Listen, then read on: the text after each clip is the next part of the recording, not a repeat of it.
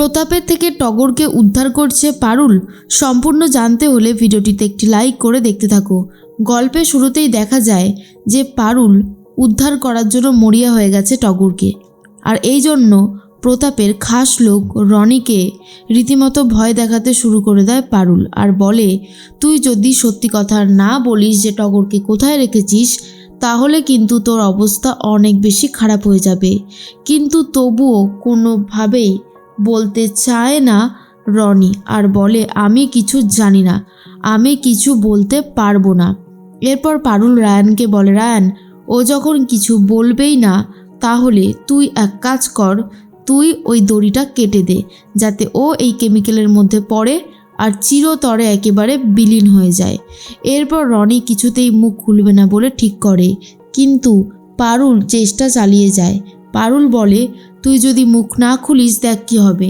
এরপর দড়িটা কাটতে শুরু করে দেয় রায়ান, আর যখনই এই দৃশ্যটা দেখে তখনই রীতিমতো ভয় পেতে শুরু করেছে রনি, আর বলে বলছি আমাকে তোমরা ছেড়ে দাও, আমি বলছি।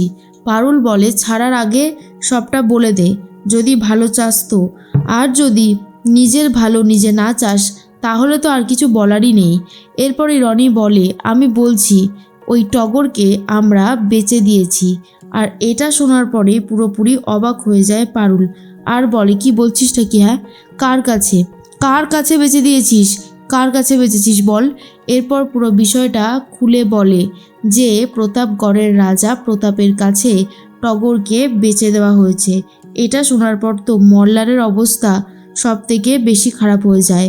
মল্লার কি করবে নিজেই বুঝে উঠতে পারে না, আর বলে শেষ পর্যন্ত এইভাবে পারুল টগরকে ওরা বেচে দিল। তখনই পারুল বলে মল্লার ভাই তুমি চিন্তা করো না, দেখোই না শেষ পর্যন্ত ঠিক কি হয়। অন্যদিকে ঠাম্মি পুজো দিতে শুরু করেছে, কিন্তু প্রদীপটা নিভে যাচ্ছে। তখন ঠাম্মি ভাবে নিশ্চয়ই বাড়িতে আরও কোনো বড় অঘটন ঘটতে চলেছে, না হলে তো এমনটা হয় না। ঠিক সেই পরেই চলে এসেছে খবর দিতে। ঠাম্মি খবর পায় যে কে বা কারা টগরকে বেচে দিয়েছে মহারাজের কাছে। আর এটা শোনার পরেই মল্লারের মা ভাবে আমার বৌমা কিনা অন্য কারোর কাছে বিক্রি হয়ে গেছে।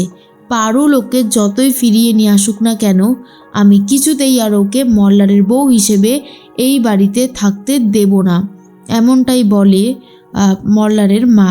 এর মাঝখানেই পারুল অ্যারেস্ট করিয়ে দেয় রনিকে, আর বলে দুনিয়ার কোনো জেলই নেই যে রনিকে আটকে রাখবে।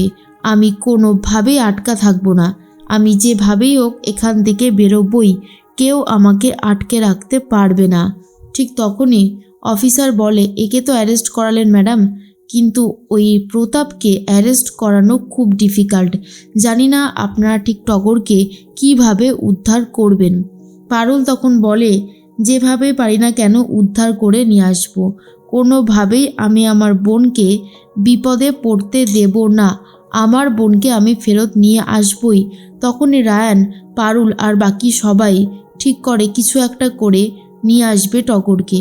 অন্যদিকে রনিকে থানায় নিয়ে যাওয়ার সময় রনি তো রীতিমতো পারুলকে রীতিমতো অ্যাটাক করে, আর পারুল বাঁচার জন্য ছটপট করতে থাকে। রায়ানের হাতে ছিল কাঁচি, আর সেই কাঁচিটা রনির পায়ে এমনভাবে ছুঁড়ে মারে যে রনি পুরোপুরি আহত হয়, আর তারপরেই পুলিশ রনিকে ধরে নিয়ে যাচ্ছে। এরপরে সবাই মিলে ঠিক করে প্রতাপগড়ে যে পুলিশ স্টেশন আছে সেখানেই যাবে, গিয়ে সবটা বলবে। যথারীতি থানায় যায়, কিন্তু অফিসাররা কেউ পাত্তাই দেয় না এই কেসটা নিয়ে। রায়ান বলে আরে বাবা আপনারা তো কেসটা নিন আগে, তারপর তো তদন্ত শুরু করবেন। কিন্তু থানার অফিসার বলে আরে কিসের কেস, কোনো কেস টেস হবে না, কোনো কেস আমরা নিতে পারবো না, বুঝতে পেরেছেন? এ সমস্ত বলে কোনো লাভ হবে না।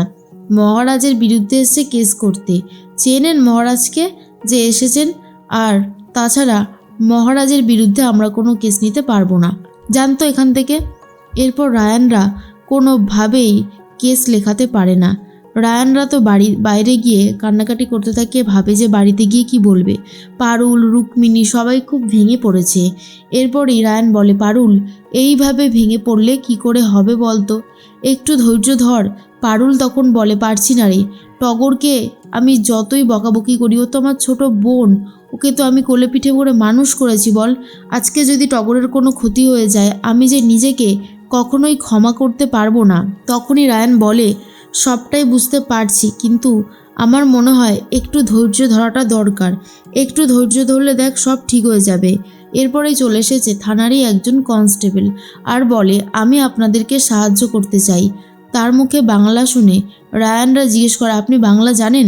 তখন সে বলে, হ্যাঁ জানি, ডিউটির সূত্রে একসময় কলকাতায় ছিলাম, তাই বাংলা কিছুটা জানি। এরপরে আর একজন অফিসারকে ডেকে নিয়ে আসে।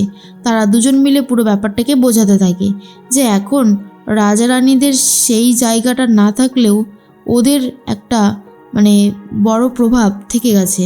এই যে রাজা প্রতাপ, এরা তেমন কিছুই নেই, কিন্তু ঠাটবাট অন্যরকম। বুঝেই তো, আপনারা এতদিন ধরে রয়েছেন, বুঝতেই পারছেন। এরপরে বলে, যেহেতু রাজা দুজন রানীকে বিয়ে করে, কিন্তু তাদের দুজনের ঘরেই কন্যা সন্তান হয়, তারা কেউই রাজাকে পুত্র সন্তান দিতে পারেনি। আর সেই আক্ষেপের থেকেই এই রকম টাইপের বিজনেস শুরু করে দিয়েছে রাজা প্রতাপ। যেসব মেয়েদেরকে ভালো দেখতে, সেই সব মেয়েদেরকে নিজেদের খপ্পরে করে নেয়, আর তারপর বাকি মেয়েদেরকে নিয়ে বিজনেস শুরু করে।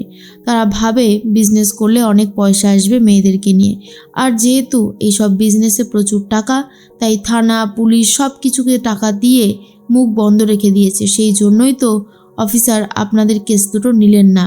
রায়ান বলে, কিন্তু সেক্ষেত্রে আমরা কি করতে পারি? তাহলে আমরা কি করে টগরকে উদ্ধার করব? এরপরেই টগরকে নিয়ে যাওয়া হয় প্রতাপের কাছে।